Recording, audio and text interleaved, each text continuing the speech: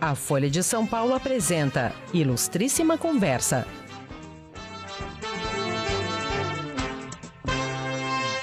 Não existe pecado do lado de baixo do Equador.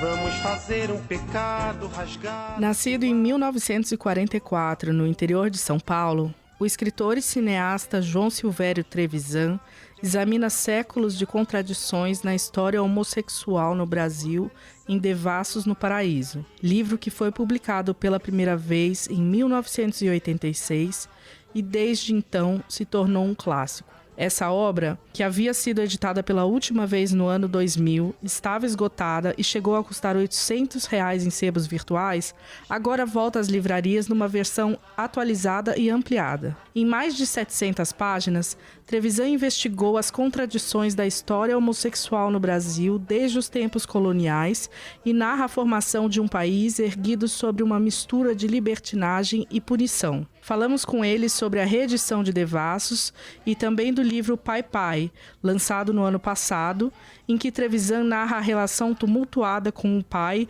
e o sofrimento de uma criança que cresce num ambiente doméstico comandado por um homem autoritário e violento. Eu sou Alexandra Moraes, editora adjunta da Ilustríssima. E eu sou Guilherme Genestretti, repórter da Ilustrada. E hoje a gente fala com João Silvério Trevisan.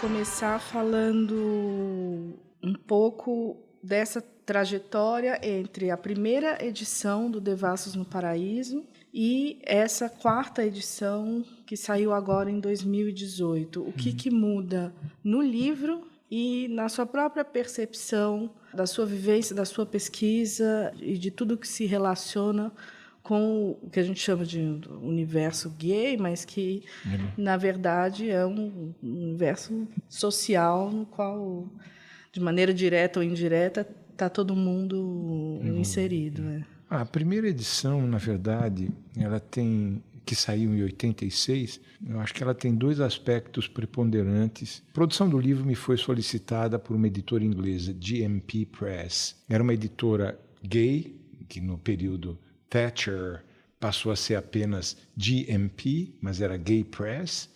Eles me pediram o livro, eles estavam querendo fazer um mapeamento da homossexualidade ao redor do mundo. E até onde eu soube, só o Brasil e a China ficaram prontos, os dois livros, não é? Então, por incrível que pareça, a possibilidade de passar 4 anos pesquisando me foi dada por conta do adiantamento dessa editora, que era uma editora minúscula, não é? Mas era o dinheiro inglês, então fazia uma diferença no câmbio. E aí eu aprontei primeiro para a Inglaterra, não é? Foi Londres, enfim, a editora era de Londres. E quando eu fui rever, eu achei que precisava acrescentar umas coisas mais para a edição brasileira. E nesse processo todo de traduzir para o inglês e tal, as duas edições acabaram saindo concomitantemente, em Londres e São Paulo, mas com diferenças. E uma das grandes questões para a tradução para a gente do título era como é que nós vamos colocar Devassos? Olha, foi um debate louco e finalmente o David, que era o editor, David Fernbach, ele decidiu que iria botar perverts em Paradise, porque ele disse, nós estamos usando o termo pervertidos como uma questão de resgate, não é? E, inclusive, em toda a questão Foucauldiana, o entorno, esse resgate era muito importante da perversão, próprio Lacan e a psicanálise. E aí, então, aconteceu, primeiro, antes de mais nada, isso, não é? Eu lancei essa primeira edição, logo se esgotou em 6 meses e foi uma coisa impactante, não como atualmente, é óbvio, eu me lembro de eu receber telefonemas de um ator que já é falecido, da Globo, me dizendo, Trevisan, muito obrigado que você me lembrou que eu sou viado e eu tinha esquecido. Era o Paulo, era um ator que fez Navalha na Carne. Um puta de um ator que fez Bandido da Luz Vermelha. São muitos Paulos.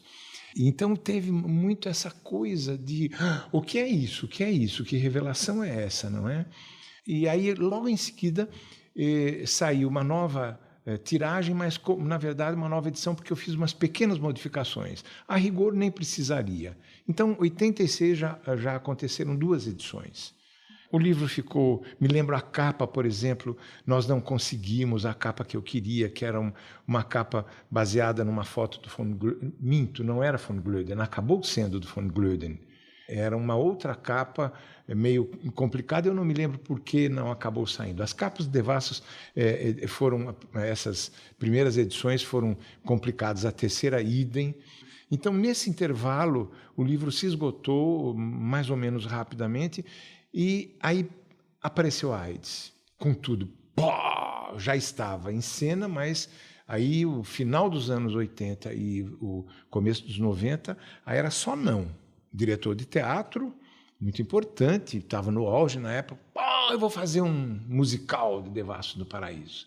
E aí ele disse, não vai dar, vamos ter que esperar a onda da AIDS passar. E até hoje a onda da AIDS não passou e o musical não apareceu, é claro. Mas aí foi muito difícil nas editoras. Né? Os pretextos que davam eram, obviamente, pretextos que eram fachada para uma outra coisa, um medo de mexer no tema, porque estava todo mundo muito perturbado, não é, com aquela coisa que rompeu como um apocalipse, não é? Que foi o vírus da AIDS e as doenças relacionadas. Então eu tive muita dificuldade, ou porque o livro não está na nossa linha editorial, ou porque não temos política de reedição, ou porque é um livro muito grande. Foram muitas editoras, eu perdi a conta. Era muito sofrido, sempre para mim foi muito sofrido constatar essa homofobia, especialmente aquela, não posso dizer especialmente, porque toda homofobia é muito dolorosa, não é? Quando você se vê alijado do teu meio, mas particularmente aquela que não tem coragem de dizer seu nome, porque ela não permite que você a enfrente. Não é? Então, aí em 2000 eu consegui com a Luciana Vilas Boas o lançamento do livro,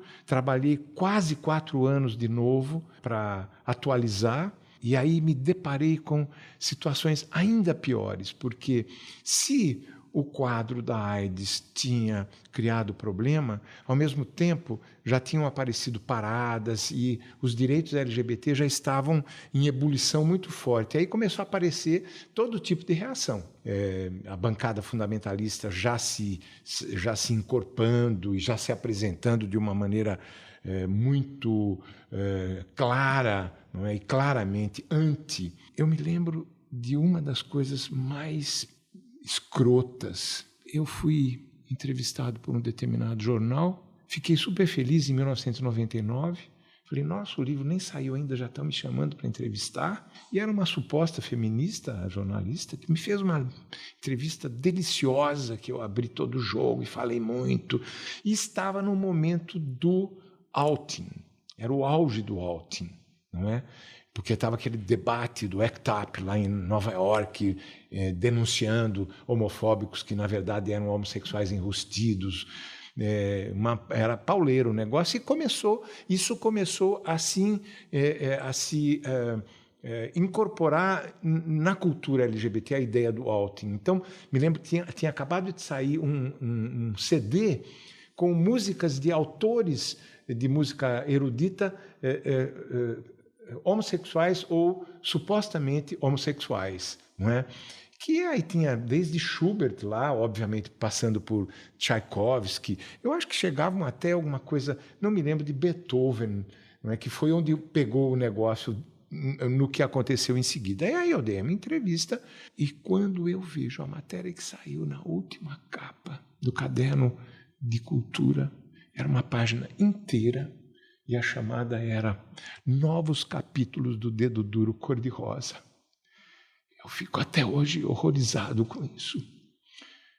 Eu virei um dedo duro, uma puta pesquisa, e aí chamaram professores universitários para me contrarrestar e dizer que era um absurdo eu estar denunciando a vida de pessoas que não tinham como se defender. E me lembro de uma autora do Rio de Janeiro, professora universitária, que me disse que não era justo caluniar um personagem como Beethoven. Mas foi um negócio assim de pegar pesado. Por quê? Eu fui visto como um cara ligado ao outing. E aí, o mais chato de tudo era muito chato, mas o cúmulo da chatice é que me confundiam com outras pessoas com as quais eu não tinha nada a ver. Então eu estava sendo tratado como parte de uma massa, o que significava que essas pessoas que tinham feito a matéria, ou que tinham produzido aquilo, não tinham a menor ideia do que eram as pessoas homossexuais ou LGBTs. Tudo para eles era a mesma coisa, o que já fazia parte do preconceito, obviamente, não é? Eu fiquei muito chocado.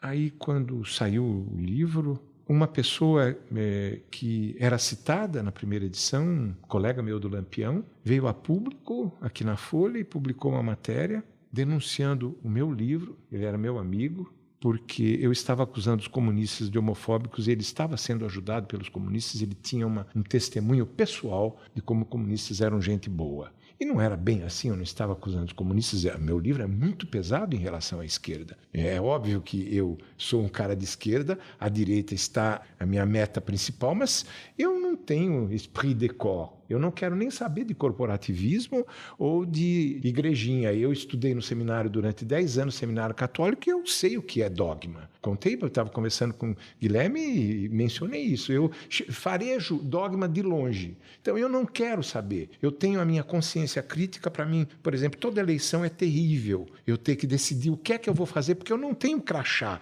O meu partido faz isso, então eu vou fazer também. Não quero saber. E é muito difícil. Ter consciência crítica é uma merda. E é maravilhoso.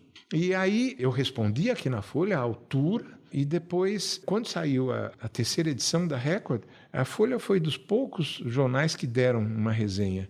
Chegou ao ponto de reclamar que não havia mais editores decentes no Brasil, porque se houvessem, obrigariam o autor desse livro a cortar uma boa parte do livro. E era um homossexual que escrevia, de novo. Então eu me via no meio de um caldeirão muito complexo, e eu sou um depressivo crônico. Então eu tinha que me debater com tudo isso, porque tudo isso batia direto, na mágoa. Para quem lê O Pai sabe onde começou a minha mágoa.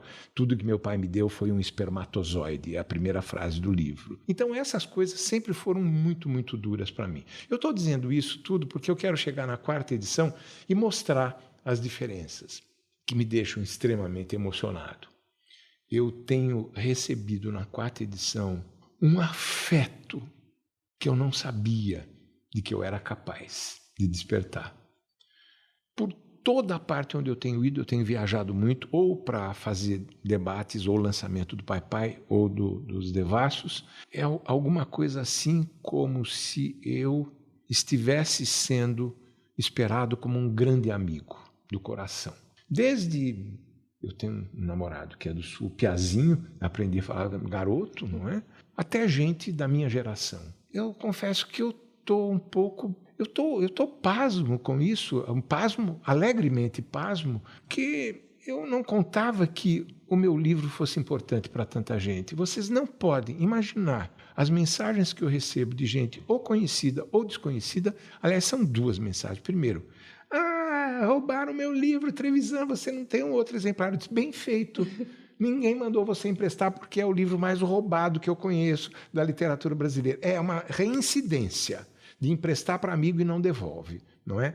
Tanto que o livro estava custando na estante virtual, um exemplar chegou a R$800. Essa é uma questão, o que já dá um pouquinho a ideia de como funcionavam os devassos. Às vezes as pessoas tinham medo de comprar. Eu tenho um ex-namorado que até hoje tem o livro trancado na casa dele e ele fica com a chave. E, por outro lado, a segunda parte das mensagens é: Trevisan, você não sabe como esse livro me salvou. Parece uma gravação. Eu tinha 16 anos e eu li o seu livro escondido na biblioteca, ou eu encontrei com alguém e lia trechos e aí fui atrás. E foi a minha salvação saber que eu fazia parte de um país. Então aí eu volto à sua pergunta inicial para dizer que eu escrevi o livro muito egoisticamente. Eu tinha vivido fora do Brasil por 3 anos no período da ditadura, tinha tido um contato intenso com o movimento, o gay movement em Berkeley, onde eu estive nos Estados Unidos, depois México, mas foi sobretudo nos Estados Unidos que eu me deparei com aquele deslumbramento da contracultura. Berkeley era o caldeirão e foi por isso que eu fui para lá. Eu queria ver a queda do tigre, imagine, maoísta de boteco, não é? Que eu era. Queria estar nas costas do tigre de papel para ver a queda do Império Americano. Eu nunca bebi uma Coca-Cola em Berkeley, porque a contracultura achava escrota a cultura americana, o American Way of Life. E tinha o tempo todo uma crítica pesada, não é? Os meus amigos todos com quem eu morei. E o feminismo, para mim, foi um troço arrebatador, porque mesmo para o bicharel americano, nós pegamos os primeiros conceitos das feministas, sexismo, o próprio machismo, não é?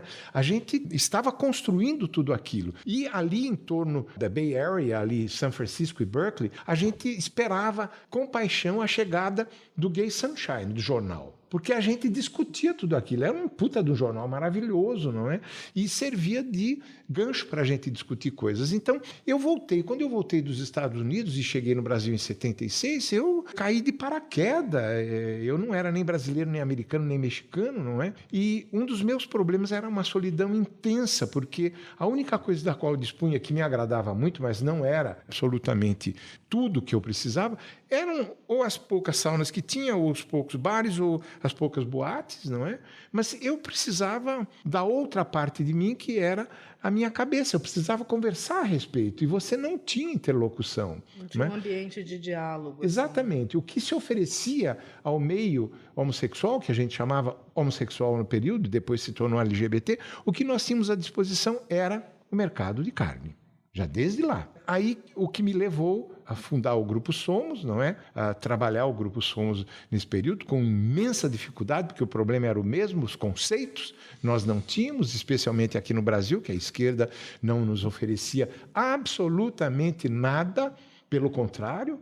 Ela, que seria a nossa grande aliada, não tinha o menor interesse, nos acusava de estar dividindo o movimento proletário, etc. Isso tudo está no Pai Pai. E nos Devassos também tem um capítulo inteiro sobre o início do movimento homossexual. E aí, o que eu tive que fazer para a sobrevivência? Várias coisas. Eu me meti como um dos fundadores do Somos, se não o grande impulsionador do Somos, depois um dos editores do Lampião, por conta do encontro com Winston Leland, que era o editor e dono do Gay Sunshine. Imagina a deliciosa coincidência de encontrar o Winston aqui, que eu não conheci nos Estados Unidos. E, por último, eu disse, eu preciso compreender quem sou eu nesse país. Eu não tenho ideia, nós não temos ideia. Vocês não podem imaginar o que era no Grupo Somos a gente escrever um cartaz. A gente botava o papel no chão e ficava todo mundo, bom, e agora a gente escreve o quê? Porque era zero. Além disso, nós não havia nada pensado para a comunidade, nada, além da carne, do mercado de carne. Eu me lembro o nosso horror diante da inexistência de informações sobre doenças venéreas específicas para homens gays. E nós lutamos tanto para publicar um livrinho de um grupo canadense que nos permitiu a tradução, depois para fazer a tradução, e nunca conseguimos publicar. Então, era uma impossibilidade de tudo. A gente tinha que começar tudo do zero. E eu, como cidadão, eu me disse a mim mesmo, eu preciso saber onde é que eu estou nesse país. E aí fui atrás. Foi uma loucura para as pesquisas. Eu fui muito ajudado. É uma longa lista de pessoas a quem eu agradeço. Na época, a academia era muito mais generosa do que hoje, eu confesso. Não é? A coisa foi ficando muito competitiva. Então, havia gente que me oferecia pesquisas que estava fazendo, me compartilhava pesquisas comigo, não é? Porque eu não iria conseguir fazer isso sozinho. Era uma empreitada insana. Porque eu tinha que fazer um trabalho de formiguinha, levantar tapete, descobrir sinais e aí ir atrás. Então, toda a coisa da Inquisição, que eu não fui quem descobriu tudo isso. O Luiz Motti, por exemplo, já tinha muito material. Mas eu coloquei tudo isso num contexto, não é?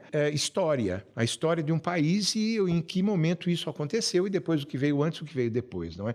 Então, toda a chegada dos portugueses, por exemplo, e dos missionários de várias nacionalidades se confrontando com a nudez crudez dos índios e com os costumes que para eles eram totalmente amorais, se não imorais, não é? Nos quais se incluía a prática de sexo entre homens, especialmente entre homens, não é? Sem problema, porque não tinham as referências cristãs. E daí vem o título, inclusive. Um historiador muito conservador que taxava os índios de devassos no paraíso. Eu disse, é isso aí, não é? Esse título faz todo sentido freudiano, historiográfico, etc, etc. Sua pesquisa é muito exaustiva, né? Você passa aí por vários séculos aí de história do Brasil, né? Eu me pergunto, como é que essa experiência fora, nesse exílio, te ajudou a ter o distanciamento para ver, né? Quais as particularidades da homossexualidade no Brasil? Que conclusão? Eu sei que, na verdade, é uma questão complexa, né? Mas qual que é o grande símbolo do homossexual brasileiro que você tira, né? A partir dessa vivência, desse distanciamento aí que você teve fora? Eu não saberia te dizer, mas nos devassos eu apresentei essa questão através do olhar estrangeiro. Eu tenho uma parte que se chama o Brasil visto da Lua, que são os estrangeiros que vivenciaram. Aí vem os missionários que se confrontaram, não é, com as práticas de sexo homossexual, e depois os estrangeiros que mais tarde vieram e deixaram sinais, às vezes explícitos, às vezes nem tanto, de ter saído do armário ou já estando fora do armário, viverem a sua prática aqui no Brasil. Então, tem casos, por exemplo, do Túlio Carella, não é? Que já é da outra edição, que é uma história assustadora, mas nesta edição eu fui só atualizando, não é?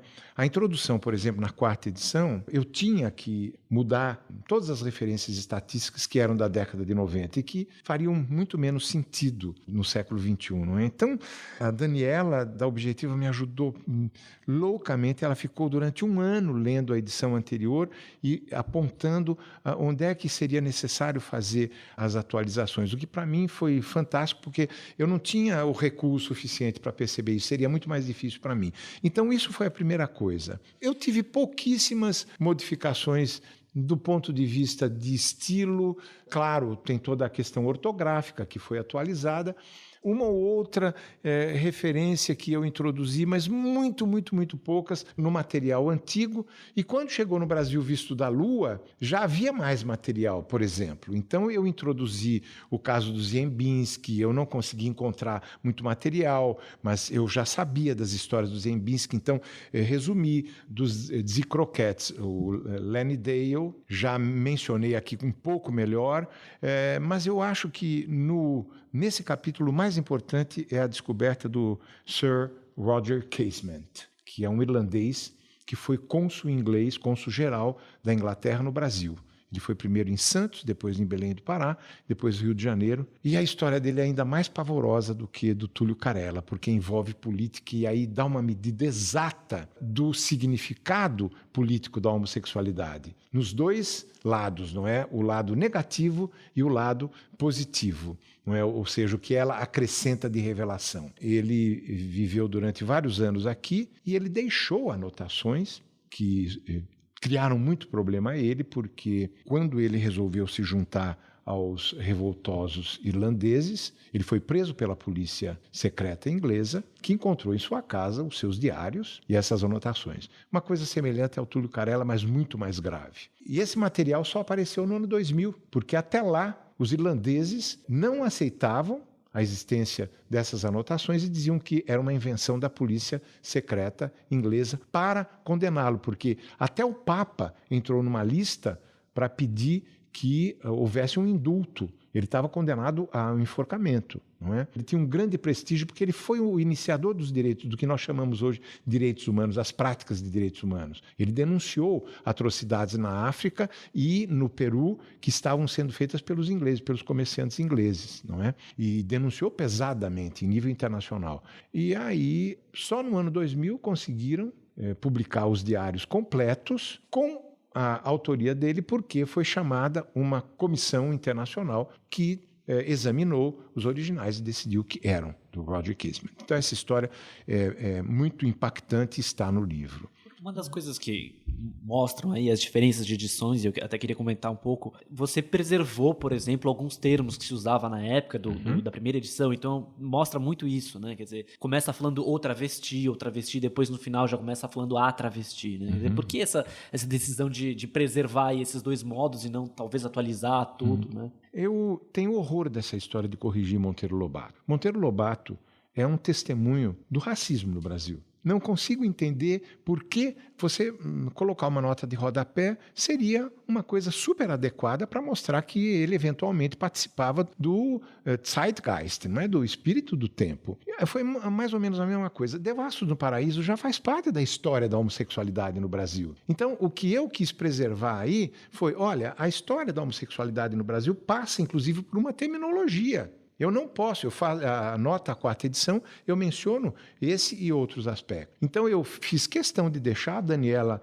minha editora, topou, ela achou perfeito. E aí, o que eu fiz para complementar isso, obviamente, você já mencionou, foi apresentar depois o desdobramento da coisa, o processo. O processo chegou até a feminilização, que faz parte de um outro contexto em que entra toda a questão da transgeneridade no momento contemporâneo, né? E para isso eu acrescentei 200 páginas. Não foi brincadeira, as pesquisas foram muito pesadas para trabalhar, por exemplo, toda a questão do momento que nós estamos vivendo, a aquisição que nós temos em relação à questão da transgeneridade, que é uma grande descoberta sobre os nossos corpos, como nós nos relacionamos com os nossos corpos, não é? Toda a questão da teoria queer, que deu um desenvolvimento à cultura LGBT no Brasil, como no restante do mundo, indescritível, não é? Impactante, impossível de se reconhecer. Eu estava muito preocupado com a atualização, não é? Eu e Daniela. Tanto que a penúltima parte, que é o retorno do Deus punitivo, é sobre a bancada fundamentalista, não é? É assustadora. Essa parte tem 7 capítulos, são assustadores. Eu fiz um apanhado em que está presente o senhor Bolsonaro, por exemplo, com toda a sua homofobia deslavada, não só, mas Magno Maia, toda essa gente que compõe ou que lidera as bancadas fundamentalistas, não é, dos vários Bs. Então eu fiz essa parte, foi muito perturbador para mim, mas eu deixei a última parte para os vagalumes, a resistência dos vagalumes. Você citou o Bolsonaro, né? A gente está em ano eleitoral, ele é aí o líder das pesquisas, né? Agora isso desperta para outra questão, né? Ao mesmo tempo que existe aí movimento gay super aguerrido, né? Que vai às ruas, vai protestar contra Marco Feliciano, a representatividade no Congresso Nacional é muito pequena, né? O que explica aí essa contradição entre existir movimentos super aguerridos na rua, mas uma incapacidade de eleger representantes, né? Que atendam aí a toda a comunidade, né? Eu abordo um pouquinho na nova edição isso, Guilherme. Eu não sei se eu teria uma resposta. Eu tentei mencionar, inclusive eu citei o caso, deu tempo de citar o caso da Marielle Franco. Ela, antes de se tornar candidata, ela teve toda uma história, ela foi percorrendo um caminho até chegar lá absolutamente madura. E eu acho que as candidaturas LGBTs, elas são muito improvisadas. Me parece que esse é o maior problema. Quando eu pego o caso da Kátia Tapeti, que já está presente na edição anterior, é muito emblemático, porque a Kátia representava a sua comunidade, não é? E nós temos vários problemas de comunidade ao se referir à comunidade LGBT. Muito generosamente a gente falava de comunidade homossexual, porque tem um problema da invisibilidade. Quem é homossexual LGBT nesse país? Não é? Até a terceira edição era muito mais difícil você conseguir equacionar como é que se configura essa comunidade. Porque a grande parte das pessoas estavam no armário. Então você não podia sequer se comunicar com elas. No tempo do Lampião, as pessoas, para chegar até a banca, elas tinham que sair do armário, porque era o jornal de viado que ficava lá no fundo. Não é? Era obrigatório. Eu acho que, não sei se é uma incompetência, eu acho que ainda é uma comunidade muito desamparada, em vários sentidos. Não é? E isso, por um lado, é problemático, mas o que eu aponto na última parte, que tem 8 capítulos, é o que me interessa como complementação dessa problemática de representatividade. A comunidade Eu nunca vi a comunidade, agora eu menciono de boca cheia, a comunidade LGBT nunca esteve tão ciente dos seus direitos e tão lutadora. Não só pela minha convivência, mas pela pesquisa. Ao fazer a pesquisa, eu fui descobrindo com a internet que eu não consegui mais abarcar isso num livro. Não tem mais como. Eu consegui pegar casos emblemáticos. Não dá mais para colocar numa enciclopédia. A enciclopédia teria que ser monumental. Você tem toda a questão da transgeneridade, teoria queer, você tem o artivismo, você tem as lésbicas funcionando de uma maneira muito particular, você tem transgêneras já invadindo a área acadêmica, e você tem situações, a Laerte, por exemplo, que eu menciono longamente aí, minha amiga querida, eu tenho uma admiração imensa pela Laerte, e o caso da Daniela e da Malu foram 2 tsunamis que eu cito aqui, mas de uma importância incomparável e imensurável no crescimento da consciência da comunidade LGBT. Mas isso tudo começou a alimentar alguma coisa que já estava presente. Então, a roda da própria comunidade está rodando com muito mais. Ela resolveu, de fato, fazer aquilo que nos tempos dos Somos nós já dizíamos. Por favor, nós não queremos mais gente falando em nosso nome. Chega de padre, de juiz, de médico legista, de partido político. A nossa voz é nossa. Esse era um projeto já desde os Somos, tanto que não havia lideranças caracterizadas. A cada 3 meses mudavam-se os representantes do board, não é? Do Somos, representantes eleitos pelas pessoas dos vários grupos. Então, hoje, o que nós temos é, de fato, a comunidade se apropriando da sua voz e do seu corpo e, por continuação, do seu destino. Porra, chega! É o ponto em que eu quero chegar, Guilherme. A comunidade está complementando a pouca representatividade com a sua própria atividade. Ela está tomando um espaço que ela desconhecia ou não tinha antes, né? Isso eu considero, de uma beleza para a sociedade brasileira muito, muito contemporânea. E você vê isso nas paradas. O que aconteceu com as paradas, e as paradas têm muito a ver com o despertar dessa consciência, porque ir para uma parada, você mergulha no seu mundo que você não tinha consciência de que ele existia. Não é? As pessoas estão lá mostrando a cara. Nas primeiras paradas as pessoas iam com óculos escuros. Eu participei de uma parada em Porto Alegre em 96 ou 97, não me lembro, foi a única que eu não participei aqui em São Paulo. As mulheres lésbicas, elas estavam com saquinho de supermercado na cara, com furos nos olhos e aqui no nariz e na boca, com medo de aparecer. E era de fato um medo, não era uma brincadeirinha, não é? Podia perder o emprego, enfim, criar problemas na família, etc. Então, as paradas tiveram uma importância extraordinária para o crescimento da consciência política da comunidade LGBT. Você vai hoje nas paradas e você vê um mar de jovens. Eu gosto de ir de metrô porque começa com a gritaria. Ixa, ixa, ixa, eu sou mais bicha. As lésbicas gritando, travestis gritando, as travestis de peito de fora, de todas as idades. Mas especialmente o que me encanta é ver o bando de jovens que estão lá com a sua voz a toda, o seu corpo a toda, a sua alegria de viver a toda. E acho que isso assusta muito qualquer bancada fundamentalista. E não tem retorno. Essa é a conclusão minha dos devassos. Preparem-se. We are queer, we are here, get used to it. Eu cito esse ditado americano, que já é muito mais antigo do que a teoria queer, quer dizer, toda a ideia do queer como estranho, como torto, não é? Nós não temos uma tradução clara, e que eu fiz uma tradução minha aí para dizer, olha, nós estamos aqui, nós somos diferentes, é melhor vocês irem se acostumando. É claro que o senhor Bolsonaro se apropriou disso. O que é que esses desgraçados estão fazendo? Estão se apropriando de um monte de coisas da esquerda e dos grupos que lutam contra eles. Estão se apropriando descaradamente. E uma das apropriações foi essa do Jair Bolsonaro. Ou é melhor já ir se acostumando. Né? E eu botei o título, é melhor ir se acostumando. Então eu vou ter que, de alguma maneira, repensar essa ideia, né? Talvez desconstruir a desconstrução. O que a gente faz é por debaixo dos panos, pra ninguém saber. É por debaixo dos panos. Se eu ganho mais, é por debaixo dos panos. Ou se vou perder, é por debaixo Você está ouvindo Ilustríssima Conversa. Pra ninguém saber, é por debaixo dos panos. Se eu ganho mais, é por debaixo dos panos. Eu queria que você comentasse um pouco sobre como que a presença da internet ou o fato dela ter crescido, como é que isso mudou o seu trabalho, que influência que você vê na própria mudança da dinâmica em relação à comunidade LGBT? A internet tem uma disponibilidade que mudou tudo. Por exemplo, você mencionou das minhas pesquisas, eu recorri muito à internet. Hoje você encontra muita coisa que você tinha que fuçar num arquivo. Você está lá na internet à tua disposição com muito mais facilidade, não é? E as ferramentas todas para as pessoas, desde um celular hoje, eu me lembro quando eu tentava comprar uma câmera, agora, não é?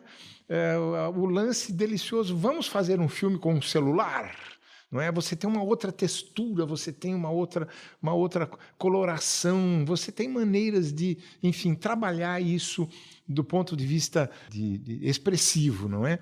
E o que eu encontrei foram coisas muito surpreendentes, porque eu encontrei desde revista de artivismo, com coisas que eu jamais imaginaria que estivessem sendo produzidas, coisas de vanguarda, ou seja, há uma questão que talvez tivesse havido muito fortemente na Revolução Soviética, com todo o grupo dos futuristas, Mayakovsky, toda aquela vanguarda revolucionária, não é? Que não tinha nenhum medo de fazer propaganda revolucionária e uma propaganda esteticamente viva. Toda a ideia do artivismo, ela perpassa tudo isso. Vocês vão ver, inclusive, em algumas fotos das lésbicas que tem aqui. É um negócio impactante, eu falo. As lésbicas têm um papel muito importante nessa questão, a emergência da arte lésbica, da voz lésbica, que, relativamente à questão, ela sofria duplamente. Então tinha uma dupla dificuldade. Arrebentaram de vez essa parede, não é? E entraram com tudo. Então você tem desde poetas que estão trocando os seus trabalhos até espetáculos especiais e saraus, não é, de poesia lésbica, e não apenas lésbica, mas de várias áreas LGBTs, não é? E que a internet ajuda, inclusive na comunicação. Você tem, então, a internet presente em várias circunstâncias, desde a pesquisa até a produção, passando pela comunicação. E a produção, ela é particularmente rica porque você vai lá no YouTube e você, de repente, se depara com um cara, Muro Pequeno. Não é? A página Muro Pequeno. Eu conheci o Murilo num comercial da Doritos do qual eu participei. Eu conheci a Rafaela.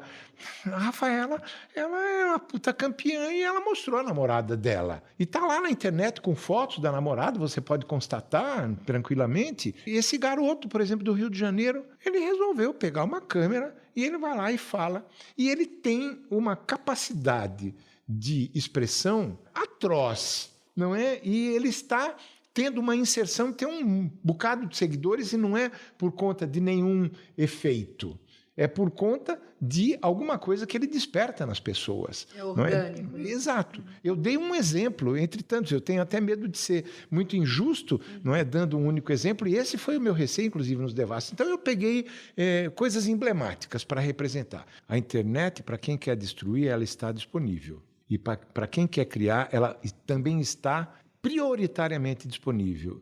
E a prioridade da existência humana e do amor humano e de tudo que nós possamos chamar de humano se essa gente está destruindo, a nossa força é óbvia. Eles destroem, nós criamos. Eles destroem, nós criamos. Não adianta. Nós estamos com uma perspectiva voltada para o que é novo, para o futuro, para a invenção.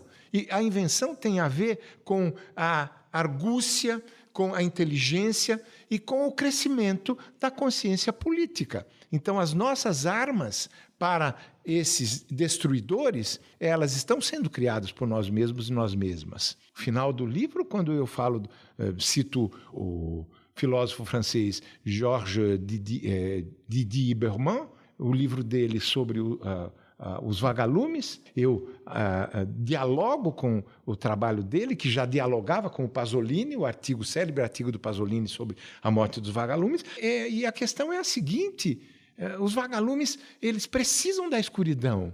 Quanto mais escuro, mais a luz deles vai aparecer. Então, vocês vão matar vagalume, mas tudo bem, nós somos todos vagalumes de todos os sexos e de toda a diversidade sexual possível e de toda a luta contra a opressão possível. Então, a nossa luz, eu não creio que seja poesia barata. É alguma coisa filosoficamente muito significativa.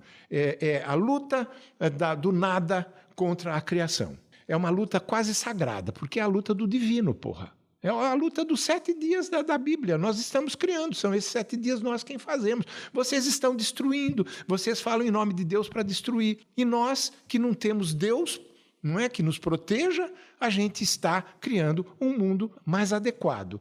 Não é? Cheio de problemas. A gente escorrega pra caramba o tempo todo. Mas são os riscos que a gente está correndo. Eu não acho que não sacralizo e não beatifico e não santifico as lutas contra a opressão. Elas são sujeitas a todos os tipos de escorregões e erros. São os erros calculados de quem está criando.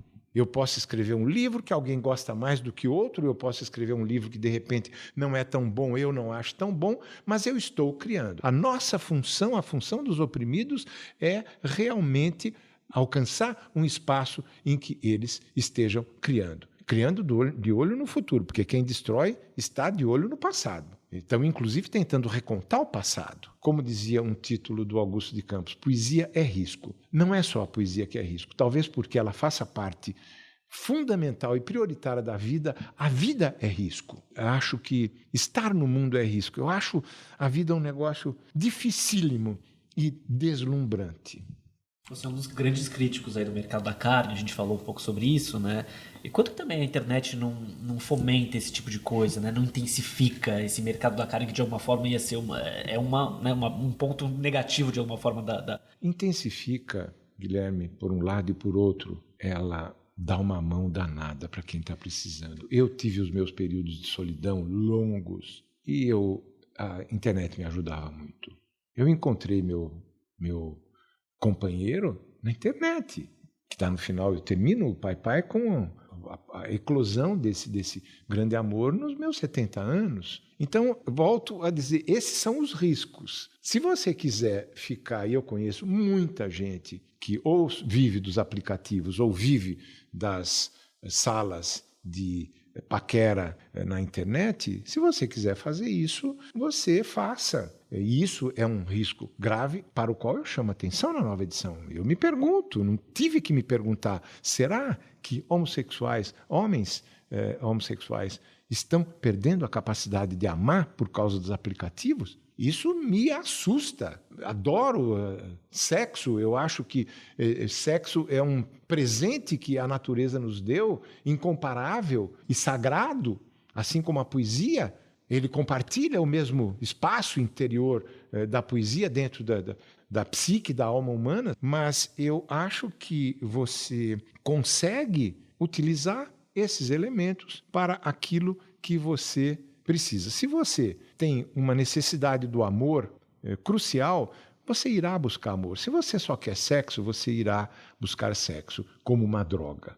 Eu acho que todos esses apps e toda essa procura por sexo pode ter o mesmo formato de uma droga. Eu considero toda essa verdadeira loucura por sexo do nosso tempo, eu considero alguma coisa muito nihilista, porque ela se resolve em si mesma e ela nunca é um bom sexo, ele tem que ser incompleto para que você possa pensar no sexo que você vai fazer no dia seguinte, que também será um sexo totalmente insatisfatório. E aí vai esse círculo vicioso que é muito ruim. Eu não tenho nenhuma receita e nunca me propus ter uma receita, mas acho muito importante manter o olhar crítico bastante ativo em relação a isso, porque é um grave problema do nosso tempo. É um engano, é uma ilusão de liberdade muito grave.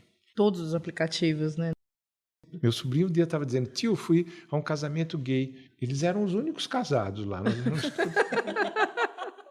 Não que o casamento seja uma comprovação de amor, longe disso, não é? Mas era uma medida de como as pessoas mantinham uma relação, não é? Podiam manter uma estabilidade. Uma estabilidade. Eu tenho feito muita palestra e as pessoas, tem aquelas pessoas radicais de boteco, que o Facebook está cheio hoje, de todas as... Mas como assim casamento homoerótico? Nós estamos entrando numa fria...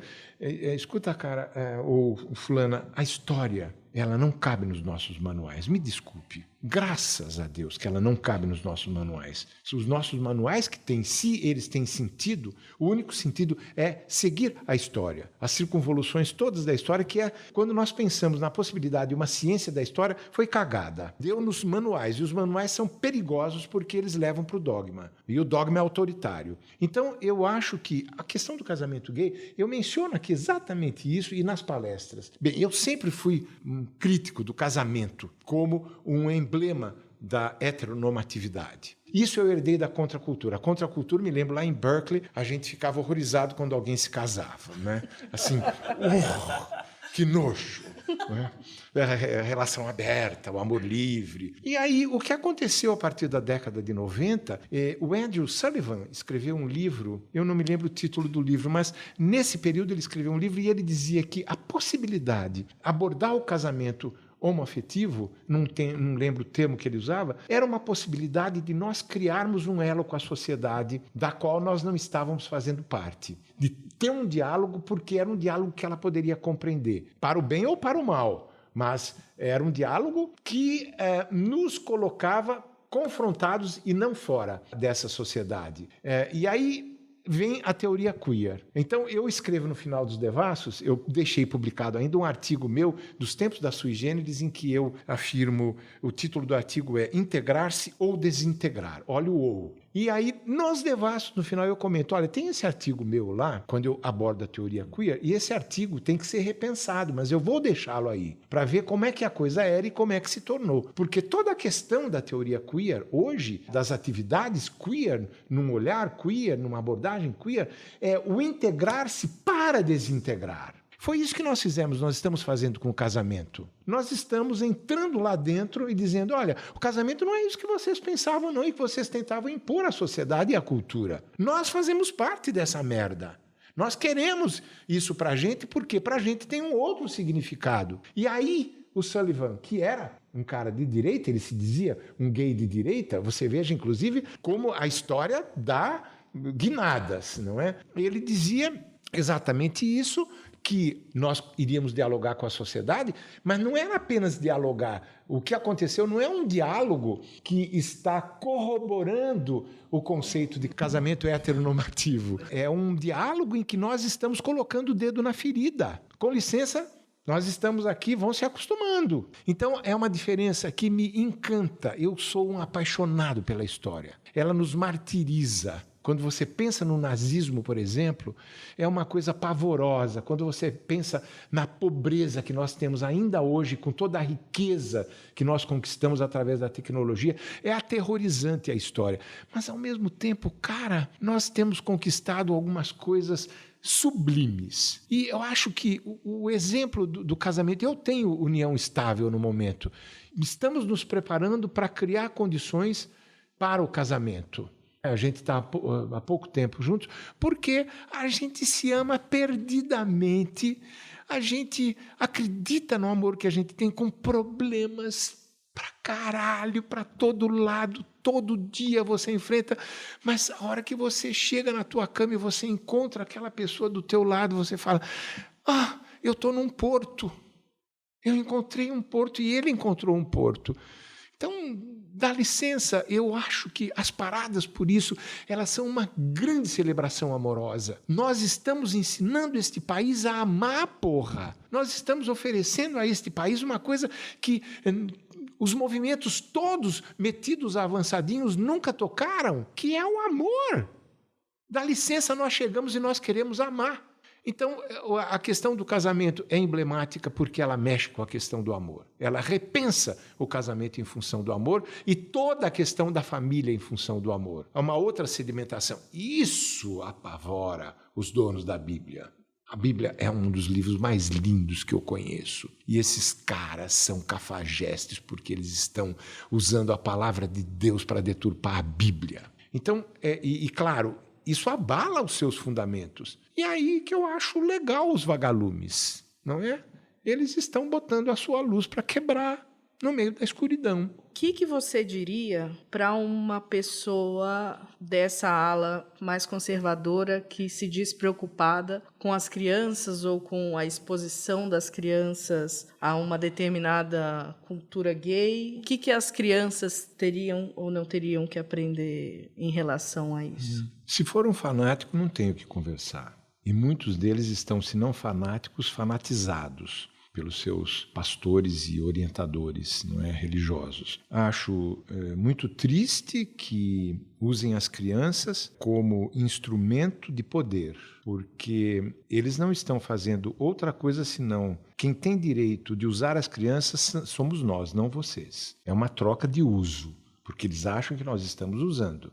Mas eles não dizem que estão usando. É tudo o que eu tenho a dizer para essas pessoas. E talvez eu acrescentasse, talvez não tenha nenhum efeito, esse acréscimo de reflexão. Leiam um pouquinho melhor o Novo Testamento para vocês pensarem um pouquinho mais na mensagem cristã. Que vocês continuaram séculos de deturpação, que é o amai-vos uns aos outros. Eu tenho meu primeiro romance, o Em Nome do Desejo, que tematiza exatamente esse embate na cabeça de um adolescente no seminário. Se é amai-vos uns aos outros, por que eu não posso amar o meu colega por quem eu estou apaixonado? Isso é a grande equação que ele tem que resolver e ele quase enlouquece, porque ele estuda no seminário, e é parte da minha experiência, inclusive, não é no seminário, não é total, não é um livro autobiográfico, mas é em muitas medidas, mas essa é a questão. Por que é que esse amor cristão, que fez uma revolução no Ocidente, por que é que esse amor cristão foi tão deturpado para corresponder aos seus dogmas? E esses dogmas atravessaram os séculos e continuam reforçando a repressão. Queria que você falasse um pouco sobre como que vocês chegaram a essa capa. Eu tenho que me reportar à terceira edição. A terceira edição eu pedi a um artista plástico que eu amo, falecido já, Francisco Melo, do Recife. Na verdade, ele é, acho que sergipano, mas vivia no Recife. Ele viveu em São Paulo. E eu pedi a ele para fazer a capa. Chico era muito louco, mas muito louco. Adoravelmente louco, mas às vezes atropeladamente louco. Ele ficou 4 meses. Ele tem um desenho milimétrico, ele faz homens-máquinas. O Chico finalmente não me fez a capa, estava em cima para fazer a capa. E aí eu cheguei para um amigo de uma agência de publicidade, olha, você conhece alguém que possa... Eu tinha dado todas as dicas para o Chico, eu queria uma coisa meio linguagem de quadrinhos, que fosse um pouco uma parada, não é um desfile. E aí esse amigo me mencionou alguém, mas era de última hora. Tinha que entregar a capa na gráfica e não tinha vindo, apesar de todas as promessas do Chico. E aí eu fui com o rapaz, que nos entendemos imediatamente, e ele fez essa capa assim de supetão. Mário, eu nunca mais consegui falar com ele, daí porque o nome dele não me escapa, mas ele foi genial e ele fez a capa da terceira edição com vários personagens. Falaram, olha, vamos botar uma Carmen Miranda, vamos botar um orixá, o Oxumaré, não é? Parecida com essa, né? Só que até... Exato, mas então, aí que eu vou chegar, que essa é a capa distendida, é a versão... Como é que se diz em cinema? Estendida? Estendida, não é? E aí ele fez, e no final estava muito preto e branco, porque a editora não tinha muito dinheiro para botar cor na capa e tal, eu já tinha botado muita foto. Imagina escanear em 2000, eu tive que ir para o Rio de Janeiro com um pacote, me rasgaram coisas minhas, fotos, era um scanner, era uma coisa monumental, um rolo imenso, enfim. E aí no final eu olhei e falei assim, não tem alguma coisa que está faltando. Aí eu escrevi meu nome em cima, assim, meio puto da vida. E aí eu peguei um pouco de cuspe, passei em cima e borrei. Eu tinha feito com várias canetas e ficou a cor do arco-íris. Então ficou aquele borrão bonito. Aí eu falei, pronto, a capa acho que está pronta. E aí a editora aprovou. E aí, quando eu cheguei para a Laerte, faz tempo que nós temos essa capa, porque eu ia lançar por uma editora que só lança e-books. Eu não estava conseguindo lançar o livro. Foi o mesmo processo. No período da AIDS, eu tive agora uma dificuldade muito semelhante. Várias editoras se recusaram a publicar. E aí, então eu pensei em publicar em e-book, naquele momento em que o e-book era considerado o chance, não é? Agora vai... E aí teve aquela rebordosa, a coisa não aconteceu, mas eu pedi o desenho para a Laerte e guardei o desenho. Aí quando a editora começou a falar em capa, em elaborar a capa, eu falei, tem o desenho da Laerte, que eu adoro, e nós fizemos discutindo todas as coisas, inclusive tem aqui, por exemplo, a Cacá de Poli, não é? Tem um personagem que eu que descrevi para ela, que é um personagem, é um fortão, que anda pelo centro cantando e com mais marica impossível, não é? E ele faz questão de ser impossivelmente marica. Então pedi, e aí tem a Carmen Miranda, acho que ficou, não sei onde é que ela está por aqui, porque tem atrás, não, mas tem aqui também na orelha, né, que vai embora.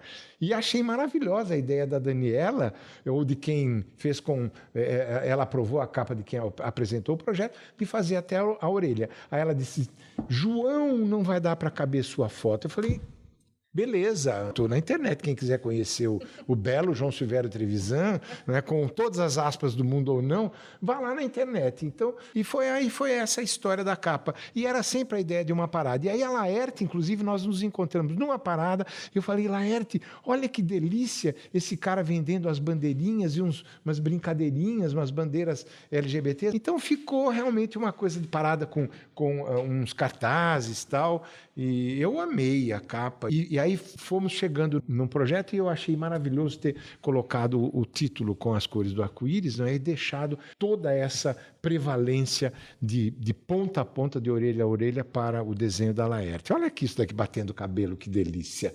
Só falar um pouquinho do Pai Pai. Em que medida esse tipo de atitude, dificuldade dentro da própria casa pode minar a criatividade? Minar é um termo muito forte, mas assim... Mas eu entendo. Em que medida isso prejudica uma criança, um jovem, e se existe um jeito para mudar isso? Eu não sei responder a tua pergunta de uma maneira abrangente nem definitiva, mas eu sei dizer por que eu fiz o livro e tem a ver com a tua pergunta. Eu fiz o livro num momento de depressão. Eu sou, como eu disse, um depressivo crônico. De vez em quando ela sobe, não é? Eu tenho que controlar. A figura do meu pai apareceu em todos os momentos de crise minhas. Eu até relato esses momentos aí no livro. Mas o que me interessava fazer... Quando eu comecei a escrever, eu não sabia se ia sair um livro, um conto, um ensaio, o quê.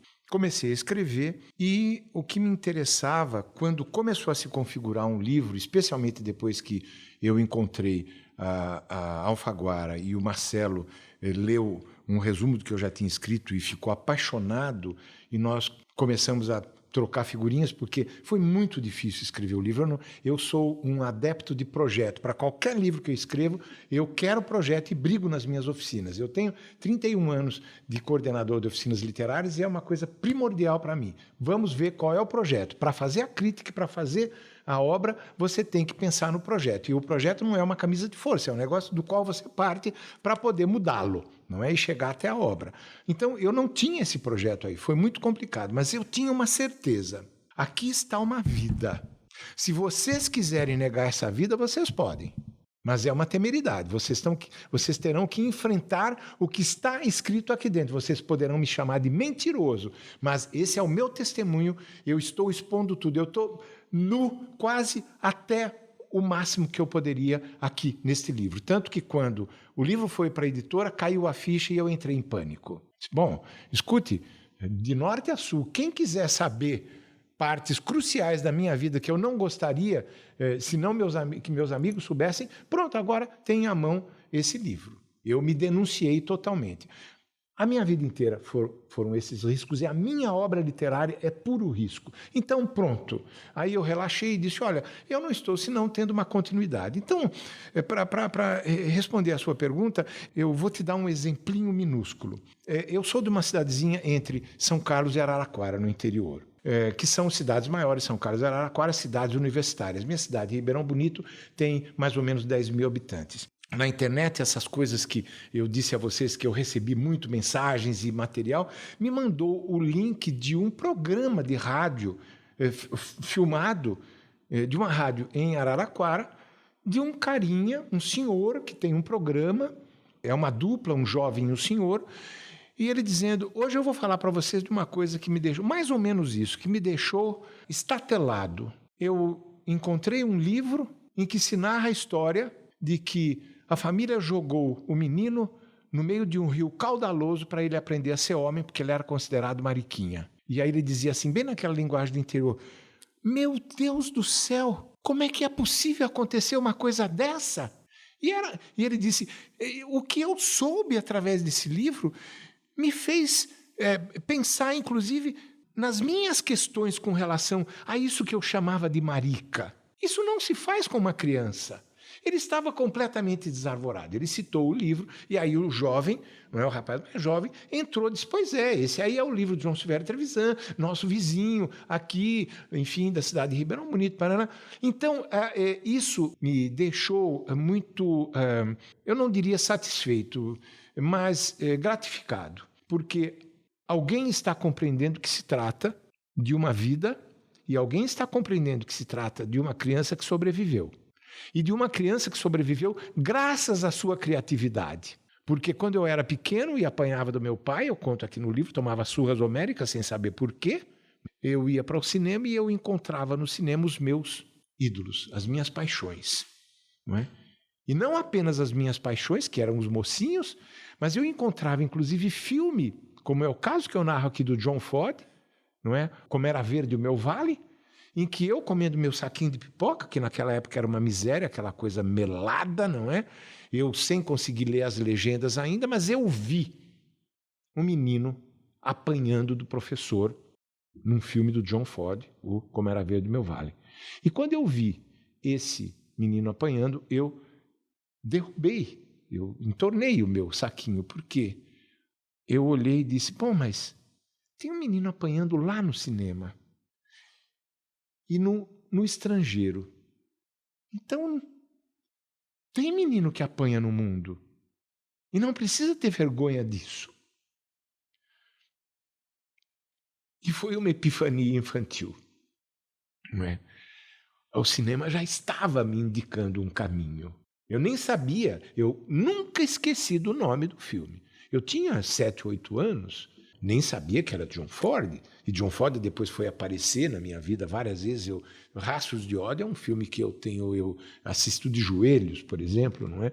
Mas, então, este livro é uma obra literária, porque eu usei toda a minha experiência de literatura como escritor e como coordenador de oficinas literárias para chegar a essa decantação literária que é. Agora, eu vou voltar para os meus 19 anos, quando eu fiz um conto em que eu queria atingir a minha verdade e mostrar a minha verdade, e eu temia apresentar isso em público no concurso do Centro Acadêmico do Seminário, e quando eu apresentei, eu estava com muito medo de que eu fosse chorar, porque era um conto sobre o meu pai, e eu caí em lágrimas e recebi o prêmio de melhor interpretação.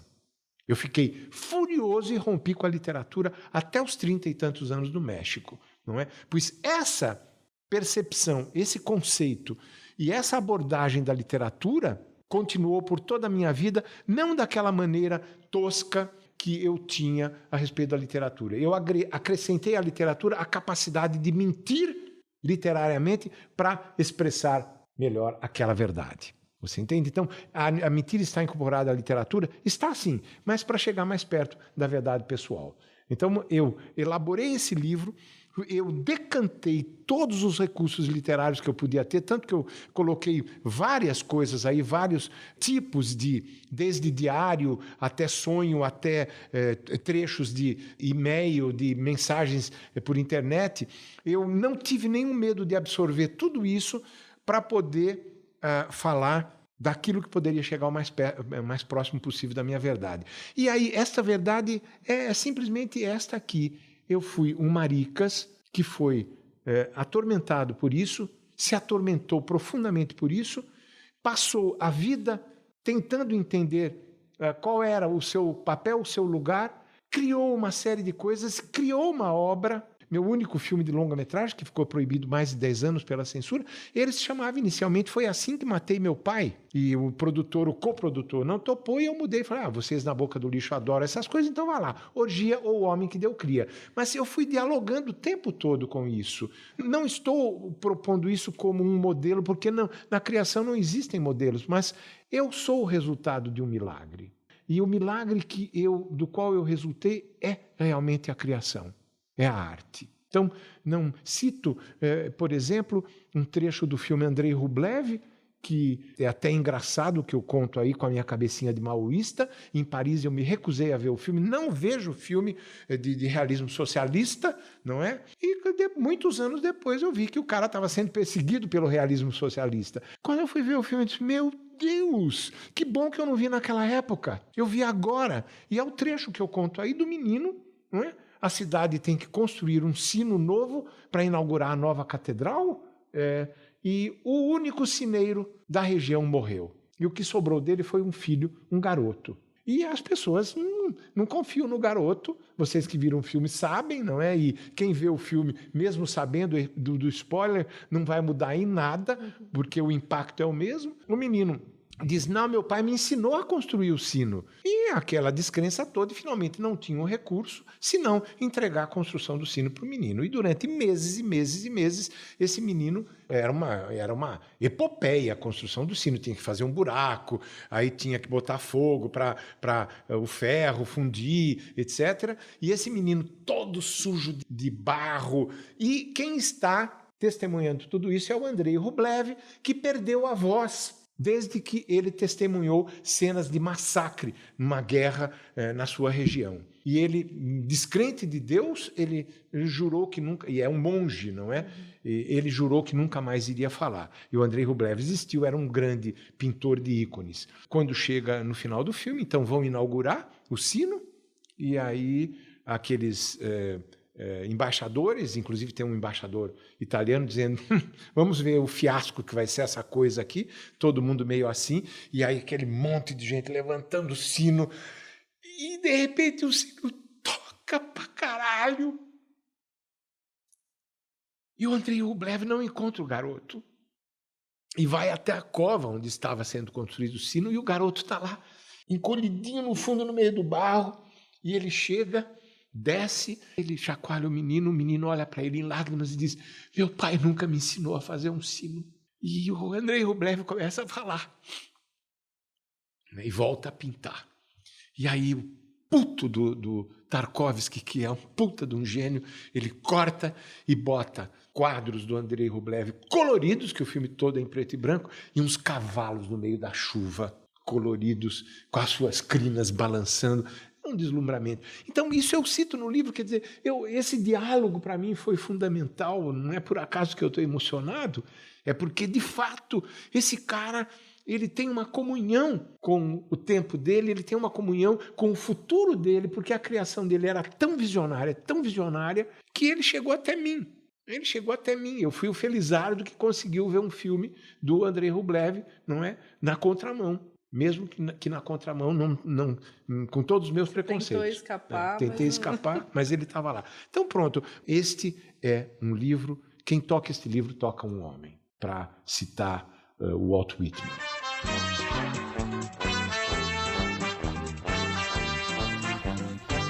A gente agradece a participação do Trevisan. Eu aproveito para agradecer aqui também ao meu colega Guilherme Genestretti, que participa em caráter excepcional. E o Ilustríssima Conversa volta daqui a 15 dias. Até lá! Vamos fazer um pecado rasgado, suado, a todo vapor. Me deixa ser teu escracho, capaz. A Folha de São Paulo apresentou Ilustríssima Conversa. Quando é lição de esculacho, olha aí, sai de baixo, que eu sou professor. Deixa a tristeza pra lá.